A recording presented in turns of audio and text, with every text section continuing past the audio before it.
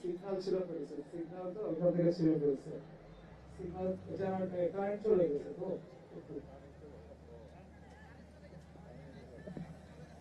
আমরা এটা ধরে রাখি, আমি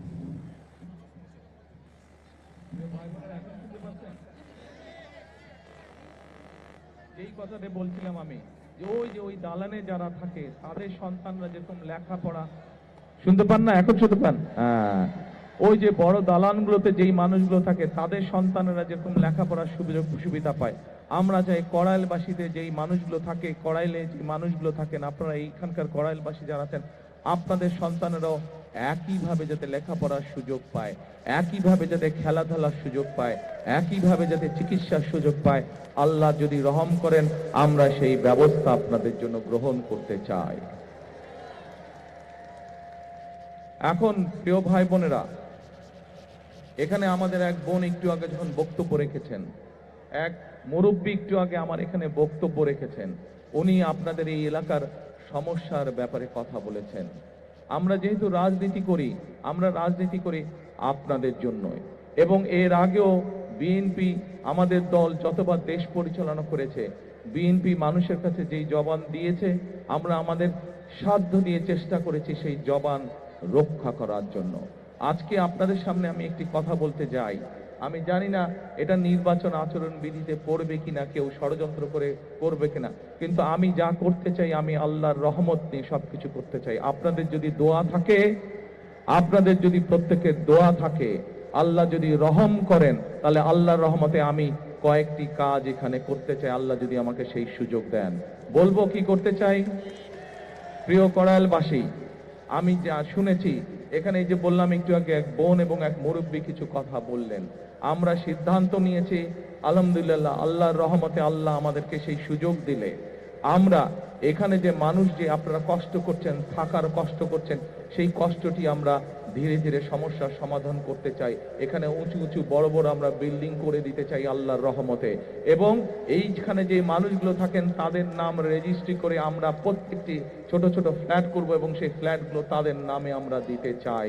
প্রিয় ভাই বোনেরা, যেই এখানকার যেই মানুষ, যারা এখানকার আদিবাসী, যারা এখানে বহু বছর যাবত আছেন, তাদের কাছে আমরা এগুলো হস্তান্তর করতে চাই, যাতে করে এই ঢাকা শহরের মতন জায়গায় এই এলাকার মানুষের একটি মাথা গোজার ঠাঁই হয়। সকল কিছু নির্ভর করছে আপনাদের দোয়া এবং আল্লাহর রহমতের উপরে। আপনারা কি দোয়া করবেন আল্লাহ কি আমাদেরকে সেই রহমত দেবে? ইনশাআল্লাহ। আমরা জানি এখানে আপনাদের যে সন্তানরা আছে তাদের এখানে লেখাপড়ার সমস্যা আছে, আল্লাহ যদি রহম করেন আমরা এখানে চাই সুন্দর বাচ্চাদের জন্য স্কুলের গঠন করব তা না, স্কুলের পাশাপাশি তাদের খেলাধুলার যাতে পরিবেশ থাকে, খেলাধুলার জন্য যদি মাঠ থাকে, সেই ব্যবস্থাও ইনশাল্লাহ আমরা এখানে করতে চাই। আল্লাহ যদি রহম করেন, আল্লাহ যদি রহম করেন, আমরা চাই বিএনপির একটি পরিকল্পনা হচ্ছে দেশের মানুষের কাছে আল্লাহর রহমতে স্বাস্থ্য সেবা ঘরে ঘরে পৌঁছে দেওয়া। আমরা চাই কড়াইলবাসী, আমরা যেই কাজগুলো একটু আগে আপনাদের সামনে তুলে ধরলাম, এই কাজগুলো আল্লাহর রহমতে যদি আমরা করতে পারি, ইনশাআল্লাহ একই সাথে আপনাদের চিকিৎসা ক্ষেত্রে যাতে সমস্যা না হয়, আপনাদেরকে যাতে দূরে যেতে হাসপাতালে না হয়, আপনাদের এলাকার মধ্যে ক্লিনিক থাকবে, হাসপাতাল থাকবে, সবকিছু থাকবে। এইভাবে আমরা আপনাদের এই এলাকাটাকে গড়ে তুলতে চাই, এইভাবে সাজিয়ে তুলতে চাই। এখন প্রিয় ভাই বোনেরা, এই কাজগুলো করতে হলে দুটো বিষয় দরকার। এক, আপনাদের দোয়া, আল্লাহর কাছে হাত তুলে দোয়া করতে হবে যাতে যেই কথাগুলো আপনাদের জন্য, যেই কাজগুলো আপনাদের জন্য করতে চাইছি, সেই কাজগুলো করার জন্য যাতে আল্লাহ আজকে আমাদেরকে রহম করেন। এখানে একটু পরে দোয়ার অনুষ্ঠান অনুষ্ঠিত হবে। সেই দোয়ায় আমি মাওলানা সাহেবকে অনুরোধ করব যে যেই কথাগুলো আপনাদের জন্য আমরা যা করতে চাই, সেই কাজগুলো যাতে আপনাদের জন্য আমরা করতে পারি, সেই জন্য হাত তুলে যাতে আল্লাহর দরবারে আজকে আমরা দোয়া করতে পারি। আল্লাহ যদি সহায় থাকে, যেই কথাগুলো আপনাদের সামনে আমরা বলেছি, যেই কথাগুলো আমি আপনাদের সামনে বলেছি, প্রত্যেকটি কাজে ইনশাআল্লাহ আমরা বাস্তবায়ন করতে সক্ষম হব একমাত্র আল্লাহর সমর্থন থাকলে। এবং বিশেষ করে আজকে মা বোন যারা আছেন, এই মা বোনদের পাশে যাতে আমরা দাঁড়াতে পারি, মা বোনদের পাশে ইনশাআল্লাহ আল্লাহ রহম করলে বিএনপি যাতে আপনাদের পাশে দাঁড়াতে পারে, আপনাদেরকে যাতে যেই মা বোনদের ফ্রি শিক্ষার ব্যবস্থা দেশনেত্রী খালেদা জিয়া করে দিয়ে গেছিলেন, সেই মা বোনরা শিক্ষা পেয়েছে, শিক্ষায় আজকে তারা শিক্ষিত হয়েছে, কিন্তু সেই মা বোনকে অর্থনৈতিকভাবে আমরা যাতে সচ্ছলভাবে গড়ে তুলতে চাই, সেই জন্য এইরকম একটি ফ্যামিলি কার্ড আপনাদের কাছে পৌঁছে দিতে চাই মা বোনদের কাছে। যেই ফ্যামিলি কার্ডের কথা একটু আগে আমি বলেছি, কিন্তু সকল কিছু নির্ভর করবে একমাত্র রাব্বুল আলামিনের রহমতের উপরে। আমরা যদি আল্লাহর কাছে চাই, আল্লাহ হচ্ছে রহমান রহিম, আল্লাহ যদি আমাদেরকে তৌফিক দেন, আল্লাহ যদি আমাদেরকে রহম করেন, তাহলেই আমরা একমাত্র আমাদের কাজে সফল হব। আজকে যেহেতু এটি কোনো রাজনৈতিক জনসভা নয়, এটি যেহেতু আজকে দোয়া মাহফিলের অনুষ্ঠান, সেই জন্য আমি আজকে মাওলানা সাহেব যিনি এখানে দোয়া অনুষ্ঠান পরিচালনা করবেন একটু পরে, আমি ওনার কাছে অনুরোধ করব যে আপনি আজকে সমগ্র কড়াইলবাসীর পক্ষ থেকে আপনি আজকে আমরা সকলে মিলে আল্লাহর কাছে হাত তুলে চাইবো যে কথাগুলো আমি আপনাদের সামনে তুলে ধরলাম, আমার যেই চিন্তার কথাগুলো আপনাদের সামনে তুলে ধরলাম, আমার যেই পরিকল্পনার কথাগুলো আপনাদের সামনে তুলে ধরলাম, সেগুলো যাতে বাস্তবায়ন করতে পারি, সেই তৌফিক যাতে আল্লাহ তাআলা আমাকে দেন। প্রিয় এলাকাবাসী, আপনারা এই এলাকায় থাকেন, আপনারা যেমন এই এলাকায় অনেকে আছেন, আপনারা আজকে বহু বছর ধরে, যুগ ধরে আপনারা বসবাস করছেন, এই এলাকায় আপনারা অনেকে বড় হয়েছেন। আমি কিন্তু আপনাদের এলাকারই সন্তান। আগে থাকতাম ক্যান্টনমেন্টে, আপনারা কম বেশি সবাই জানেন স্বৈরাচারের সময় কিভাবে যেই বাড়িতে দেশ স্বাধীনের পর থেকে থাকতাম, সেই বাড়ি কিভাবে ভেঙে চুরে গুড়িয়ে দিয়ে গেছে।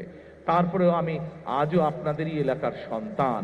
আজকে আমি বরং আগে থাকতাম ক্যান্টনমেন্টে, এখন এসে উঠেছি আমি গুলশানে, আপনাদের আরো কাছাকাছি, আপনাদের প্রতিবেশী। কাজে আমি আপনাদেরই সন্তান, আমি আপনাদেরই এলাকার সন্তান। ইনশাআল্লাহ এতটুকু আপনাদেরকে বলতে পারি, যতদিন বেঁচে থাকবো, যতদিন আল্লাহর রহমত থাকবে আমার উপরে, ইনশাআল্লাহ আমি আপনাদের পাশে ছিলাম, আপনাদের পাশে আছি, ইনশাআল্লাহ আপনাদের পাশে আমি থাকবো। আপনাদের বিপদে আপদে যতটুকু পারি নিজের সাধ্য মতন আমি কড়াইলবাসীর পক্ষে থাকবো, আমি এই এলাকার মানুষের পাশে থাকবো।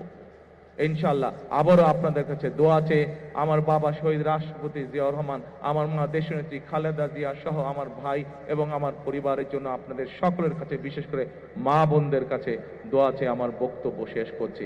আবারও আপনাদেরকে দোয়া করবেন আল্লাহর কাছে, যাতে যেই কথাগুলো আপনাদের সামনে বলেছি, আপনাদের যেই সমস্যাগুলো আছে, এলাকার যেই সমস্যাগুলো আছে, সেই সমস্যাগুলো যে সমাধান করার জন্য আল্লাহ আমাকে যেন তৌফিক দেন, আল্লাহ যাতে আমাকে রহম দান করেন, এই দোয়াতে এই প্রত্যাশা করে আপনাদের সামনে থেকে বক্তব্য শেষ করছি।